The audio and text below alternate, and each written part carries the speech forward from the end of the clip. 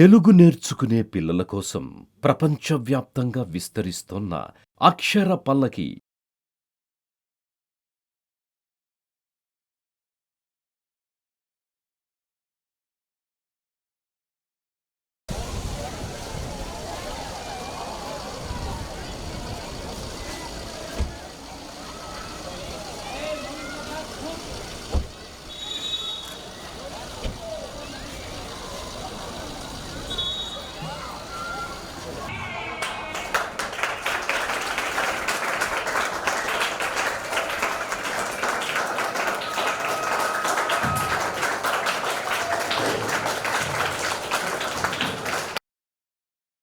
ఎంతవరకు అక్షర జ్ఞానం ఉంది అనేది పరీక్షించడానికి కొన్ని లక్షణాలు ఉన్నాయి.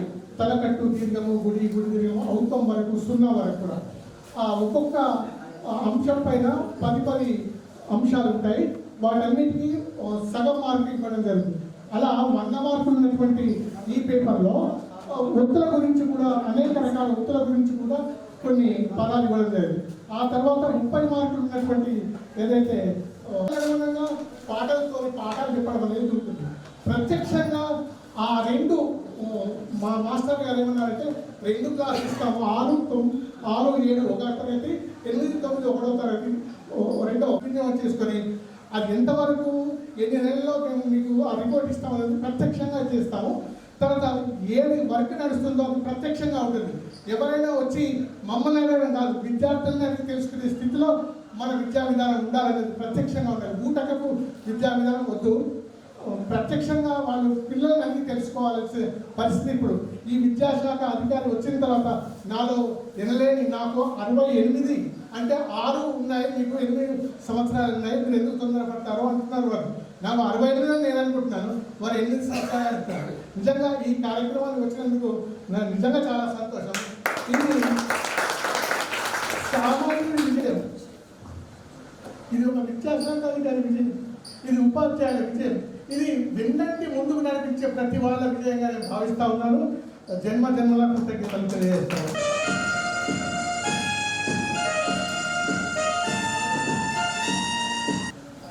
అక్షర పల్లకి రూపకర్త ఆచార్య సార్ గారు మరియు teaching staff, non teaching staff, విద్యార్థులు, జర్నలిస్ట్ మిత్రులందరికీ శుభోదయం. ఈరోజు జెడ్పీహెచ్ఎస్ వేల్పూర్ పాఠశాలలో కూడా అక్షర పల్లకి అనే పద్ధతి ద్వారా పిల్లలలో కూడా తెలుగును చదవడము, వ్రాయడములో తరబిదులు ఇవ్వడం కోసము ఒక మంచి కృషి అనేటటువంటిది జరగడానికి ప్రయత్నం చేయడం అనేటటువంటిది. కానీ స్టేట్ అచీవ్మెంట్ సర్వేలలో కొంత చదవడము, రాయడంలో కూడా వెనుకబడి ఉన్నారనేటటువంటి విషయాన్ని తెలియజేస్తూ ఉన్నాయి. ముఖ్యంగా ఏదైనా భావన అర్థం కావాలంటే ముందు చదవడం అనేటటువంటిది కావాలి. ముందు చదవడమే రాకపోయినట్లయితే మనము చాలా సబ్జెక్ట్స్ నేర్చుకుంటాము.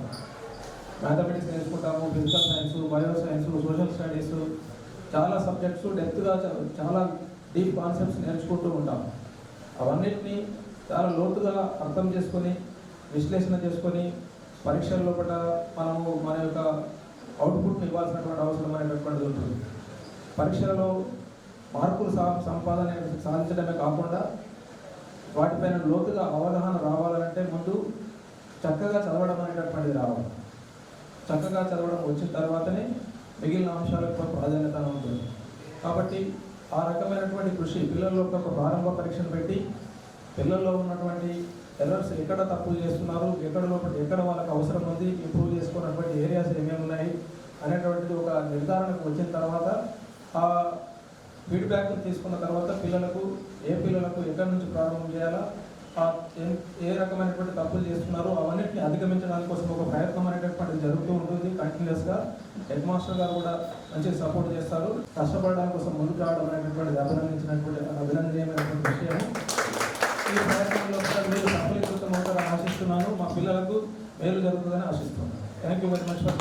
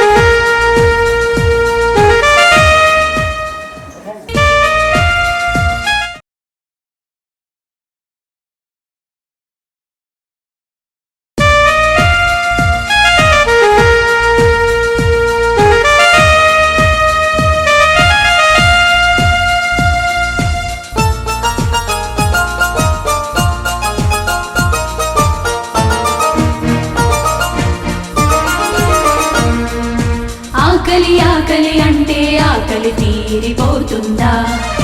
వెలుతురు కావాలంటే వెలుగే వచ్చిపోతుందా? సాధన లేకుండా ఏది సాధ్యం కాదు. సాధన చేద్దాం పద, సాధన చేద్దాం, సాధన చేద్దాం పద, సాధన చేద్దాం.